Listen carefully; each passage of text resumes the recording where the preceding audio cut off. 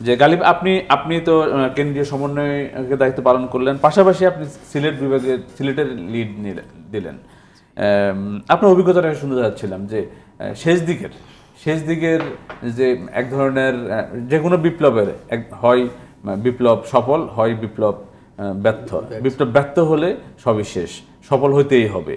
এই মুহূর্তে কিভাবে লিড দিলেন আপনি আপনার জায়গা থেকে পুরো সিলেটকে?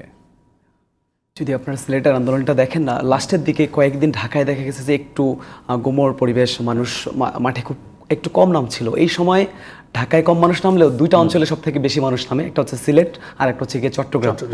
ওই জায়গা থেকে আন্দোলনটা মূলত একটা শক্তিশালী অবস্থায় আবার ফিরে আসে, একটা টার্ন নেয়, প্রাণ ফিরে পায়। এই জায়গায় আমরা চেষ্টা করেছিলাম, আমরা যারা সিলেটে ছিলাম, যাতে যে ঢাকায় যদি কোনো কারণে, ওই সময় ঢাকা কিন্তু অনেক নীরব ছিল, কিন্তু বাট সিলেট এবং চট্টগ্রামটাই কিন্তু আসলে কামব্যাক করার জন্য বড় ভূমিকা রাখছে, এবং ওই ভূমিকার পিছনে আপনার কৃতিত্ব এবং আপনাকে আবার অভিবাদন। হ্যাঁ,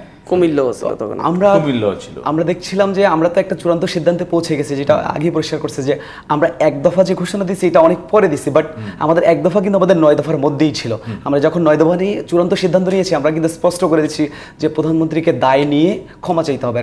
যে হত্যার দায় নিয়ে ক্ষমা চাবে সে কখনো প্রধানমন্ত্রী থাকতে পারবে না, মানে ইনডিরেক্টলি আমরা আগে ক্লিয়ার করেছি আমরা এই প্রধানমন্ত্রীর কাজ চাই না। যেহেতু আমরা চূড়ান্ত সিদ্ধান্ত নিয়েছি, যদি এই আন্দোলনটা এরপরে ব্যর্থ হয়ে যায়, তার মানে আমাদের কারো বেঁচে থাকার সুযোগ নেই। যদিও আমরা তার মানে অনেকে যে বলে তারা 9 দফা থেকে কেন এক দফায় আসলো, তার মানে তাদের এটা তো ভুল ব্যাখ্যা যে 9 দফার ভিতরে কিন্তু এক দফা ছিল। এটা ছিল একদম এই ব্যাখ্যাটা আসলে অনেকেই, তখন প্রধানমন্ত্রী পদত্যাগ করতে লম্বা একজন আইসা প্রধানমন্ত্রী গ্রহণ করতে পারতো, সরকারের পতন হতো না। হ্যাঁ, দল তাদের তখন প্রধানমন্ত্রীর পদত্যাগটা ইনক্লুডিং ছিল, কিন্তু হচ্ছে গিয়ে পুরো দলের বিষয়টা ছিল না, যেটা সংসদ ভেঙে দিতে হলো শেষ পর্যন্ত, এই জিনিসটা ছিল না। তো আমাদের যে বিষয়টা ছিল, যেহেতু আমরা যদি আন্দোলনটা ব্যর্থ হয় তাহলে হচ্ছে আমাদের কারো বেঁচে থাকার সুযোগ নেই, পাশাপাশি বাংলাদেশ তো যে অবস্থায় ছিল এটা আরো একটা ভয়ানক অবস্থার দিকে যাবে। তো এই পর্যায়ে গিয়ে আমরা সিদ্ধান্ত নিয়েছি আমরা বাঁচি বা মরি, এটা নিয়ে চিন্তা করার কোনো সুযোগ নাই। আমরা আমাদের জীবন যে বিসর্জন দিয়ে চিন্তা করে যে আমরা যে কোনো সময় মারা যেতে পারি, এটা একদম মানে সত্য বলছি। আমরা প্রত্যেকটা মুহূর্তে এরকম চিন্তা করতাম যে আমি এই মুহূর্তেই শেষ, এবং আমরা ব্যাকআপ রাখছিলাম যে আমি শেষ মানে তুমি আরেকজন দাঁড়িয়ে যাবা, এই চিন্তা করবো না। আমি যে মারা গেছি, আমার বডি কোথাও পড়ে আছে, বডিটাকে তোলারও দরকার নাই, কবরস্থ করার দরকার নাই, আপনাদেরকে আন্দোলনটা চালাই যেতে হবে। এবং আমাদের যে এই ডাকে গোটা সিলেটবাসী সহ গোটা বাংলাদেশের মানুষ সাড়া দিয়েছিল, এবং আমরা আন্দোলনটা চালিয়ে শেষ পর্যন্ত সফল করতে পারছি। এইখানে নানান ধরনের চ্যালেঞ্জ ছিল।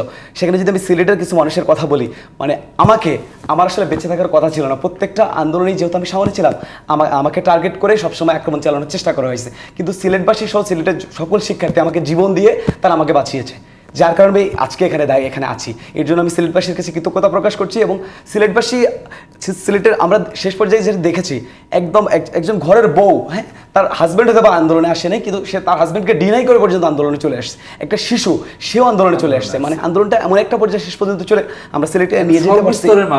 সর্বস্তরের মানুষ, আমি যদি একদম শিশু থেকে বৃদ্ধ সবাই আমাদের আন্দোলনে অংশগ্রহণ করে। এই যে ও একজন ঘরের বউয়ের কথা বললো গালিব, আমি আমার জামালপুরের একটা মেয়ে আমাকে একটা মেসেজ দেয়। মেসেজটা এরকম ছিল যে এই মেয়েটা 9 মাসের গর্ভবতী, সে জামালপুরের আন্দোলনটাকে সমন্বয় করছে। সে পুরো ডিটেলস আমাকে ভয়েসে, 9 মাসের গর্ভবতী একজন নারী সে জামালপুরের আন্দোলনটাকে সমন্বয় করছে।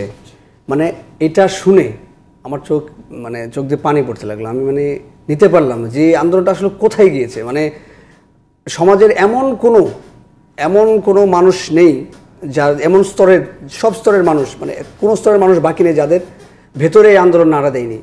9 মাসের গর্ভবতী একটা মেয়ে যে সারাদিন আন্দোলন করছে, আন্দোলনের লিড দিচ্ছে, বাসায় এসে সে ব্যথায় কুকড়াচ্ছে, ওই অবস্থায় আমাকে মেসেজ দেয়। তো এই আন্দোলনের স্পিরিট ছিল এরকম।